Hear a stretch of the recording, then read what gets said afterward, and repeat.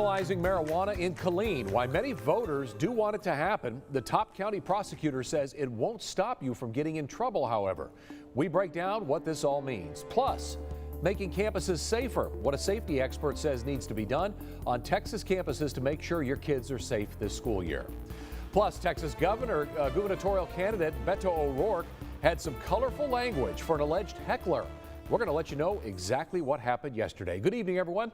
Almost to the weekend. It's a Thursday. Welcome in. Glad you're here. I'm Chris Radcliffe. Right to our top story now. More than 1,000 registered voters want the city of Killeen to decriminalize marijuana and have brought forward a petition to do just that. And while the city has rejected their ordinance, it's still going to go to the ballot in November. But today, the county attorney that prosecutes misdemeanor cases says the ordinance won't protect people from being charged with a crime. 6 News reporter Andrew Moore is here to explain this big topic. Hey, Andrew. County Attorney Jim Nichols says even if this measure is approved by voters in November, people living in Killeen could still go to jail for having less than 4 ounces of marijuana. And it's important for people to understand it's the county's decision on whether to charge someone with these crimes, not the city. Against federal law, it's against state law. We're looking to be a leader, not waiting for the state to pass it.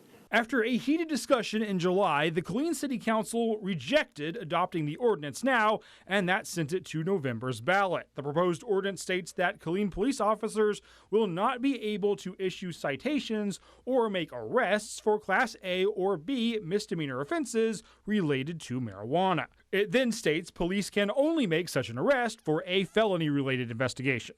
But Bell County Attorney Jim Nichols says the ordinance ultimately won't matter because it's the county, not the city, that charges people for these crimes. We don't need the permission from the individual cities to prosecute a case, okay? But that's not their jurisdiction, that's not their lane they get to drive in. And while the ordinance may seek to stop KPD from making misdemeanor marijuana arrests, they're not the only law enforcement present in the city. You have multi-jurisdictional task force that will make arrests in Killeen even though it's not Killeen police officers. Nichols says the ordinance could put officers in a tough situation because it could discipline those officers for correctly following state law. But in his office, Nichols says nothing will change. I will still be prosecuting it. And the police who bring it, I will still accept the cases. That's the bottom line.